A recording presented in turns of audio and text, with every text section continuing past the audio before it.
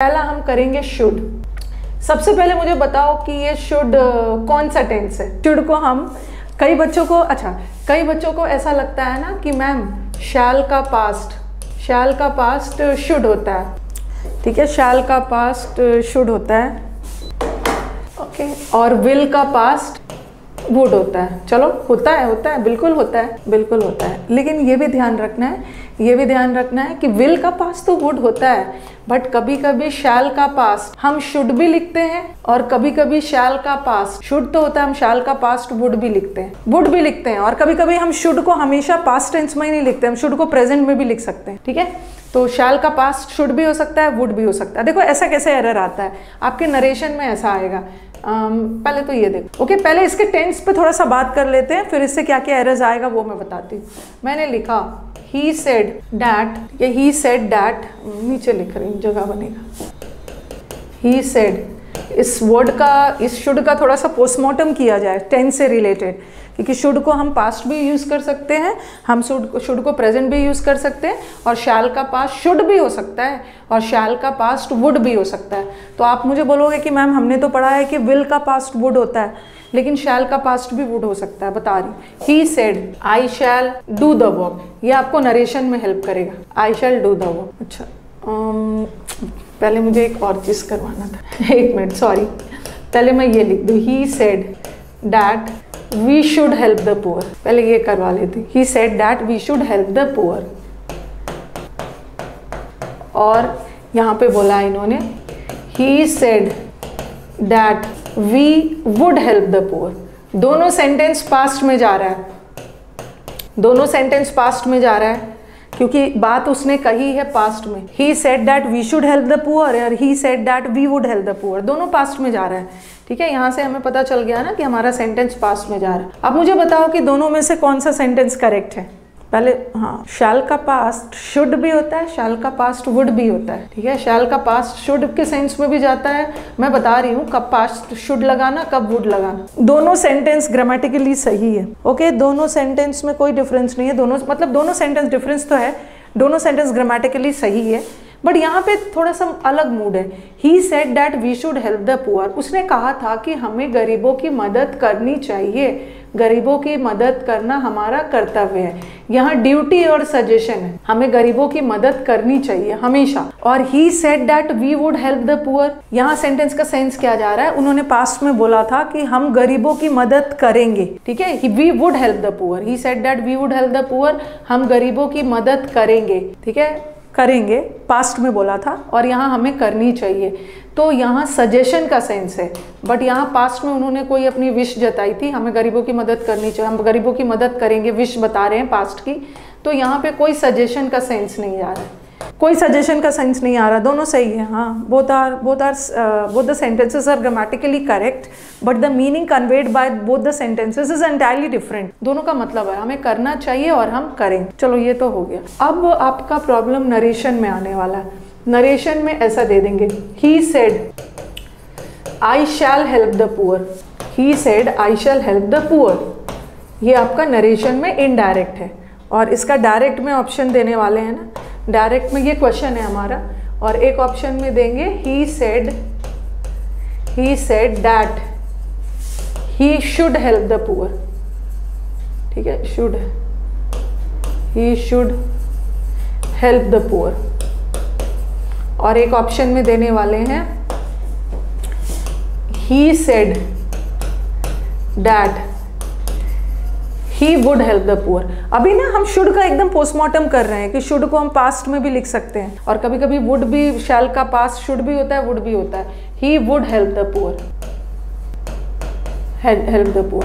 अब दोनों ऑप्शन आ गया, तो बहुत सारे बच्चे क्या करने वाले हैं कि अरे हमने तो पढ़ा है शैल का पास्ट शुड होगा, और ये वाला ऑप्शन करके आएंगे। शैल का पास्ट वुड कैसे हो सकता है, शैल का पास्ट तो शुड होगा, ये ऑप्शन टिक करके आएंगे, बट ये वाला गलत है, ये वाला सही है, yes, the first one is wrong. क्योंकि कहीं फर्स्ट वाला का मीनिंग देखो, उसने कहा था कि he should help the poor, उसको गरीबों की मदद करनी चाहिए, तो पास्ट में ना शुड सजेशन बता रहा है, और यहाँ पे वो गरीबों की मदद करेगा। अब मुझे बताओ कि क्या क्वेश्चन में कहीं भी सजेशन का सेंस जा रहा है? कहीं भी सजेशन नहीं दे रहा है। क्वेश्चन में वो बोल रहे हैं ना, उसने कहा कि आई शैल हेल्प द पुअर, मैं गरीबों की मदद करूंगा, मैं गरीबों की मदद करूंगा। और यहाँ मैं इसको शुड में बदलती हूँ ना, तो मुझे गरीबों की मदद करनी चाहिए वाला सेंस आ गया। तो आंसर इज दिस। उसने पास्ट में कहा था कि वो he would help the poor, वो गरीबों की मदद करेगा। कभी कभी शैल का पास्ट वुड भी आता है, वुड भी आता है, वुड भी आता है। ओके चलो बताओ, is it clear, is it clear? क्योंकि हम पहला वाला ऑप्शन चुनते हैं ना, तो पहला वाला ऑप्शन में शुड आ रहा है, तो उस सेंटेंस का मीनिंग पूरी तरह से बदल जा रहा है। हमें गरीबों की मदद करनी चाहिए, बट क्वेश्चन में कहीं भी करनी चाहिए वाले सेंस में नहीं बोला है, मैं करूंगा। तो ये सब नरेशन में रॉन्ग मत करना। फटाक से क्या करोगे, शैल का पास्ट शुड, इसको टिक करके आ जाओगे। पता चला नेगेटिव हो गया। चलिए ये तो हो गया। अब आ जाओ, ये शुड बताता क्या है?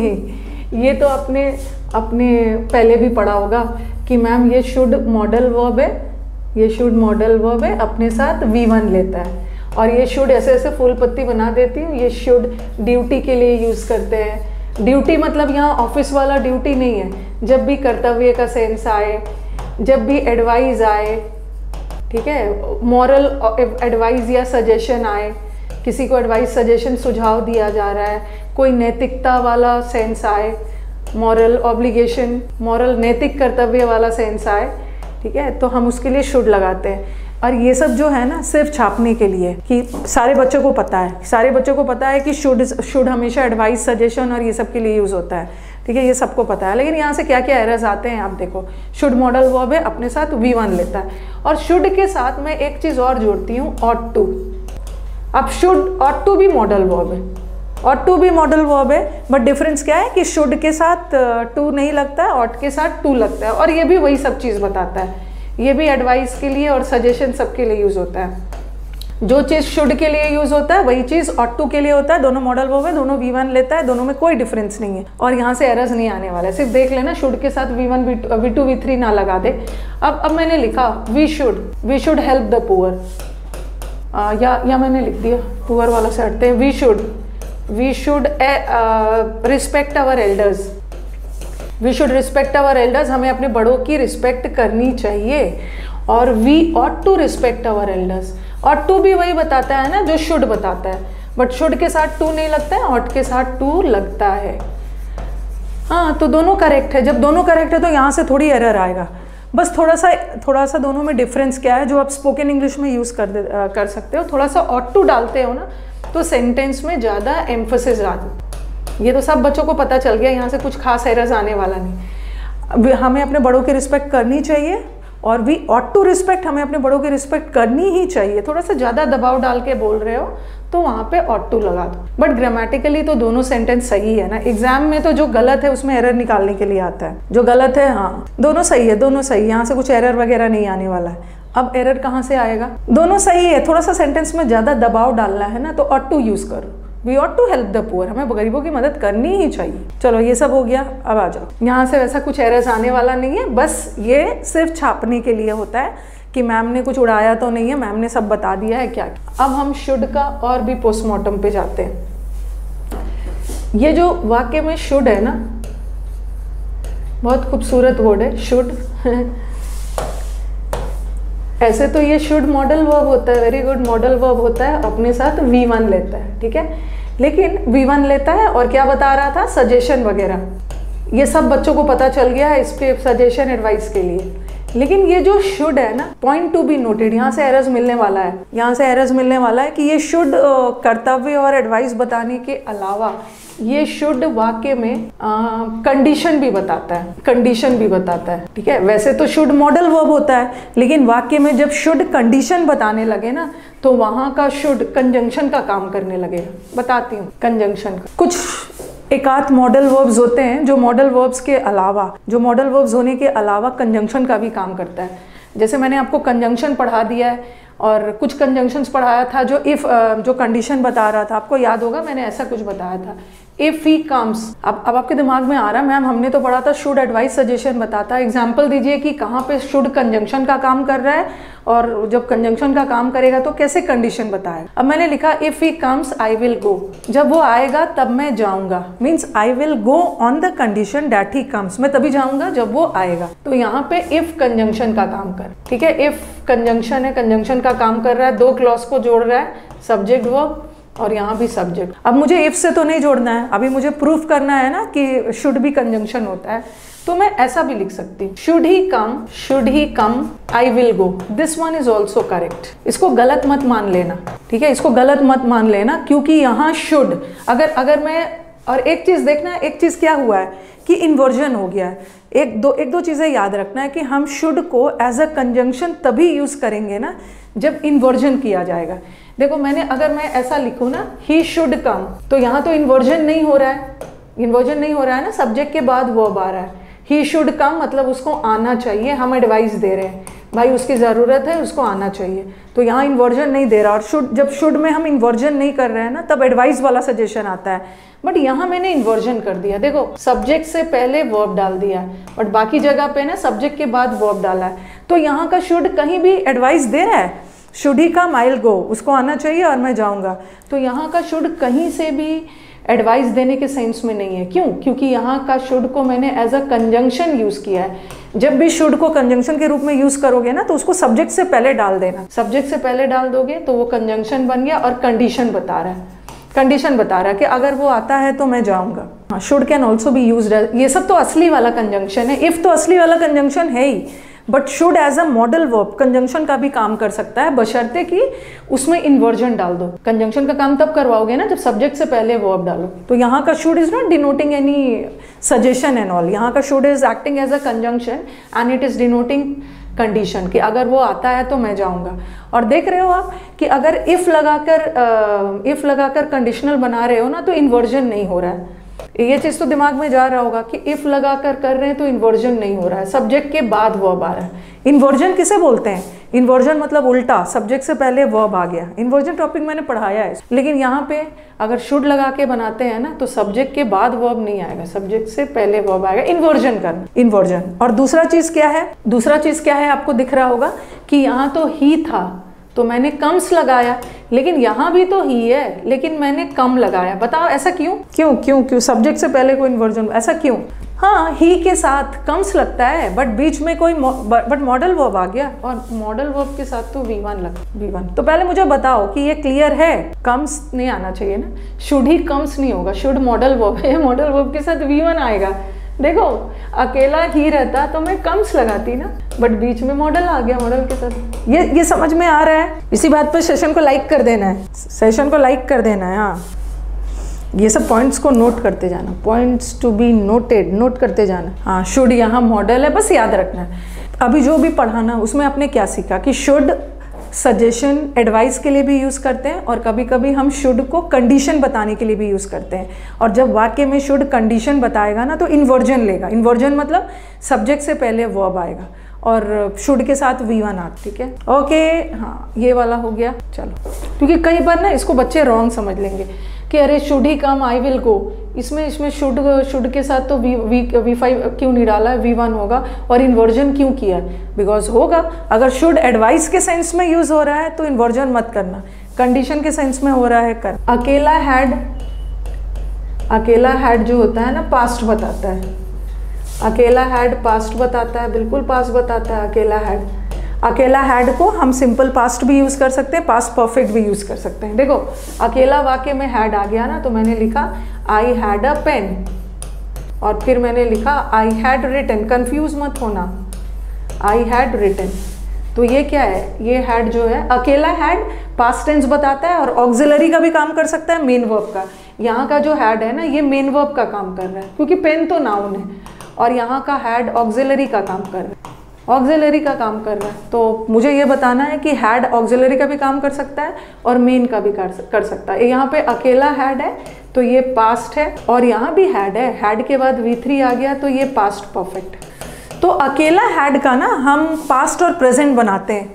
अकेला हैड वर्ब है, ठीक है, तो इसका मैं प्रेजेंट बना सकती हूँ ना, इसका प्रेजेंट हैव या हैज लगा के बना सकती हूँ। ओके, मुझे इसका प्रेजेंट बनाना है ना, तो मैं लिख दूंगी आई हैव अ पेन और या आई हैव रिटन, और इसका मैं सिंगुलर भी बना सकती हूँ, he has a pen, he has written. तो अकेला हैज और हैव का टेंस बदल सकता है, इसको हम पास्ट और प्रेजेंट कर सकते हैं। ठीक है, ये मॉडल वर्ब नहीं है, ये मॉडल वर्ब नहीं है। अकेला बेटर क्या होता है? अकेला बेटर एडजेक्टिव है। इसका टेंस बदल रहा है क्योंकि ये मॉडल नहीं है। ठीक है, ये वर्ब है, ठीक है, फाइनाइट वर्ब है, इसका टेंस आप बदल सकते हो, हैव का भी हैड और हैज का भी हैड। और अकेला बेटर लिखोगे तो एडजेक्टिव है। ये तो सब स्टूडेंट्स को पता है कि गुड, बेटर, बेस्ट। अकेला हैड वर्ब है, अकेला बेटर एडजेक्टिव है। लेकिन जब ये दोनों मिलता है, ठीक है, जब ये दोनों मिलता है तो ये बनता है हैड और बेटर। जब दोनों मिलता है तो ये बन जाता है मॉडल वर्ब, ये बन जाता है मॉडल वर्ब। और हैड अगर मॉडल वर्ब का काम कर रहा है, पिछला वाला में देखा था आपने, हैड रिटन, हैड के साथ V3 लगाया था, बट ये तो मॉडल वर्ब बन गया। अब ये V1 लेगा और दूसरा ये प्रेजेंट टेंस बताएगा। अकेला हैड तो पास बताता है, हैड बेटर आ गया मॉडल वर्ब। ये प्रेजेंट टेंस में यूज करते हैं एडवाइस वगैरह देने, एडवाइस वगैरह। तो अब मुझे आप बोलोगे कि मैम वहां तो आपने हैड का प्रेजेंट बनाया हैज और हैव लगाकर, क्या हम इसका बना सकते हैं हैज बेटर? हैज बेटर बना सकते हैं, हैज बेटर बिल्कुल नहीं बनेगा, हैव बेटर बिल्कुल नहीं बनेगा, बिल्कुल नहीं बनेगा, क्योंकि मॉडल वर्ब के साथ हम कोई छेड़छाड़ नहीं करते हैं। जैसे मैंने लिखा he must do the work, he must do the work. अब मुझे मस्ट को प्रेजेंट टेंस में लाना है, इस मॉडल वर्ब को मुझे पास्ट टेंस में यूज करना है। तो मैं ऐसा थोड़ी है कि मस्ट को पास्ट टेंस बनाने के लिए इसमें मस्टेड लिख दूंगी, he musted do the work. Modal verb के साथ कोई छेड़खानी नहीं करनी है। शुड का शुडेड नहीं बना दोगे, वुड का वुडेड नहीं बना दोगे, कैन का कैंड नहीं बना दोगे। मॉडल वर्ब के साथ कोई छेड़खानी नहीं। ये जो मॉडल वर्ब बनाई है हैड के साथ, तो इसमें हैड ही रहने देना। हैज बेटर और हैव बेटर नाम का कोई चीज ही नहीं होता है। ठीक है, ये इसी के साथ बना है और ये V1 लेगा। ठीक है, ये V1 लेगा और ये प्रेजेंट टेंस बता रहा है। जैसे लिखा मैंने, ही हैड बेटर वेंट या gone to school on time. अब आपको लगेगा अगर हैड बेटर नहीं होता, अगर बेटर नहीं होता, तो देखो he had gone to school on time. अब दोनों सेंटेंस में डिफरेंस देखता, यहाँ का हैड मॉडल नहीं है, यहाँ का हैड ऑक्सिलरी है और इसके बाद V3 आ रहा है। हैड के बाद V3 आता है तो आप सोचोगे कि मैम यहाँ भी तो हैड है, चलो इसके साथ भी तो V3 लगा देते हैं। एक ऑप्शन तो डाला ही नहीं मैंने, गो भी डालना था। हाँ, यहाँ भी तो हैड के साथ V3 आना चाहिए ना। ठीक है, यहाँ हैड के साथ V3 आया, बट ये पूरा हैड बेटर है जो कि मॉडल वर्ब है ना। अपने साथ V3 लेगा ना, अपने साथ V2 लेगा, ये V1 लेगा, V1 लेगा। He had better go to school on time. अच्छा होता कि वो टाइम पे चला जाता स्कूल। ओके, V1 लेगा, वेंट भी मत लगाना, गो लगाना, गो वर्ड लगाना। ठीक है, और देखो नीचे वाले सेंटेंस में ही हैड गॉन मतलब वो जा चुका था, यहाँ पे काम कंप्लीट हो गया, पास्ट में कंप्लीट हो गया। और ही हैड बेटर, उसको अच्छा हो कि इसको स्कूल चले जाना चाहिए था, तो यहाँ तो मैं एडवाइस दे रही हूँ और अभी काम खत्म नहीं हुआ है। प्रेजेंट टेंस में तो मुझे ये बताना था ना कि हैड देख के पास मत समझ लेना। ठीक है, ये प्रेजेंट टेंस में है एडवाइस के सेंस में, और हैड के बाद V3 मत लगा देना। ये हैड बेटर मॉडल वर्ब है, इसके साथ V1 लगा, V1। ओके, चलो बताओ, is it clear? Had better से कहानी याद है? हैड बेटर से क्या क्या कहानी याद रखना है? सबसे पहले तो हैज बेटर नाम का कोई चीज ही नहीं, हैज बेटर या हैव बेटर मत लगाना। हैड लगा है और मॉडल वर्ब है, V1 लगेगा, प्रेजेंट टेंस होगा एडवाइस। आगे बढ़ा जाए हैव के बाद। अच्छा, आपने ये सब तो मैंने पढ़ा दिया है। कहाँ थे? आपने तो बोला है ना कि हैव के बाद V3 आता है। हैव के बाद V3 तब आएगा ना जब हैव ऑक्सिलरी का काम करेगा, तब तो उसके बाद V3 आएगा, मेन वर्ब का V3 फॉर्म। बट यहाँ का हैज तो मेन वर्ब का काम कर रहा है, तो उसके बाद V3 की ज़रूरत थोड़ी है। और ये देखो यहाँ पे ये इफ़ ही वर्क्स, इफ़ के साथ ही के साथ सब्जेक्ट के साथ सिंगुलर वर्ब लगाओ, बट शुड ही वर्क्स नहीं होगा, शुड मॉडल वर्ब आ गया, वर्क। दोनों सेंटेंस का मीनिंग सेम है। यहाँ मैंने इफ लगा के कंडीशन डाला है और यहाँ पे शुड लगा के, और इन्वर्जन है। अगर इन्वर्जन नहीं करोगे ना तो शुड का मतलब एडवाइस के सेंस में आएगा, अगर इन्वर्जन करते हो तो कंडीशन के सेंस। मॉडल वर्ब्स सिंगुलर नहीं लेता है, प्लूरल वर्ब लेता है V1। Okay yes. अब मुझे बताओ, एक और सेंटेंस मुझे कहीं दिखा था, एक चीज़ मुझे और बताना है, एक चीज़ और बताना मैंने लिखा, क्योंकि ये सब एग्जाम्स में आता है और आप लोग गड़बड़ करके आ जाते हैं। he said that he would do the work, और he said that, ये भी गड़बड़ करता है, he would have done the work। अब बताओ, दोनों सेंटेंस ग्रामेटिकली सही है, बट दोनों सेंटेंस में डिफरेंस क्या है? दोनों सेंटेंस में डिफरेंस क्या है? नो, शुड को कॉन्ट्रडिक्शन में कैसे यूज करोगे पुतिन? शुड कॉन्ट्रडिक्शन में थोड़ी यूज हो रहा है, शुड तो कंडीशन बता रहा है, कॉन्ट्रडिक्शन में थोड़ी यूज होगा। He said that he would do the work और he said that he would have done the work. बताना, सेशंस वगैरह को लाइक नहीं करते हो। वुड हैव पास्ट है, तो वुड क्या है? वुड क्या है? फर्स्ट में मॉडल है तो सेकंड में भी मॉडल है।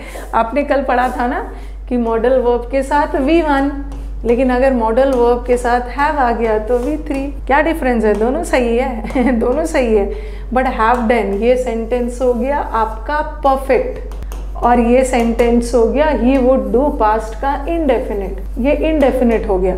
उसने कहा था कि वो काम को करेगा, किया या नहीं किया ये कुछ भी नहीं पता चल रहा है। उसने पास्ट में कहा था कि मैं इस काम को करूँगा, अनिश्चित है, किया या नहीं किया क्लियर नहीं है, बट ये परफेक्ट है। परफेक्ट का मतलब होता है कि घटना हो चुकी है। He said that he would have done the work, उसने कहा था कि उसको इस काम को कर लेना चाहिए था। इसका मतलब है कर लेना चाहिए था, इसका मतलब है कि यहाँ पे काम हो चुका है। हाँ, काम हो चुका है, काम हो चुका है। जैसे मैंने बोला ना, मुझे वहाँ जाना चाहिए, मैंने बोला, मैंने पास्ट में कहा था कि मैं वहाँ जाऊँगी, मैं गई या नहीं गई ये क्लियर नहीं हो रहा है। लेकिन मैं अगर बोलूँ कि मुझे वहाँ जाना चाहिए था बट मैं नहीं जा पाई, मुझे वहाँ जाना चाहिए था बट वहाँ पे काम खत्म हो गया और मैं नहीं पहुँच पाई, मेरे वहाँ ना जाने की क्रिया कंप्लीट हो चुकी है, क्रिया कंप्लीट हो चुकी है। ओके, तो ये चीज़ ध्यान रखना।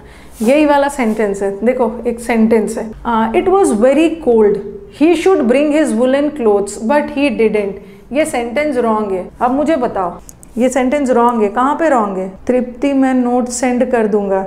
तृप्ति तुम घबराना मत, बस तुम पढ़ाई करो, मैं तुम्हारे लिए नोट्स बना रहा हूँ, मेरा हो चाहे नहीं मैं तुम्हारा एग्जाम क्रैक करवा दूंगा। हाँ, परफेक्ट आ गया मतलब काम हो चुका है, मैं नहीं कर पाया। हाँ, इट वॉज वेरी कोल्ड, हम शुड को तो पास्ट में भी यूज कर सकते हैं, शुड को तो पास्ट में भी यूज कर सकते हो। ओके, मैंने बोला था ना ही said that he should do the work, तो आप मुझे बोलोगे ना कि मैम पास्ट है तो हम शुड को तो पास्ट में भी यूज तो कर ही सकते हैं, बट फिर भी ये सेंटेंस रॉन्ग है। हाँ, यहाँ पे देखो सेंटेंस का सेंस देखो, क्योंकि आप बोलोगे मैम ये भी तो सही जा सकता है। सेंटेंस का सेंस क्या जा रहा है? इट वॉज वेरी कोल्ड, ठंड, ही शुड ब्रिंग का मतलब है उसे लाना चाहिए, और ही शुड हैव ब्रॉट मतलब उसने लाना चाहिए था बट ला नहीं पाया, नहीं लाने का काम खत्म हो गया। इट्स वेरी कोल्ड हियर, यहाँ बहुत ठंड है और मुझे अपने वुलन कपड़े लाने चाहिए थे बट मैं ला नहीं पाया, मेरे ना लाने का कार्य खत्म हो गया। जो काम खत्म हो गया ना उसको परफेक्ट बनाओ। He should have brought, he should have brought, he should have brought his woollen clothes, मुझे लाने चाहिए। आई शुड हैव ब्रॉट, जैसे मैंने बोला I should have taken the class yesterday, मुझे कल क्लास लेना चाहिए था बट मैंने लिया नहीं,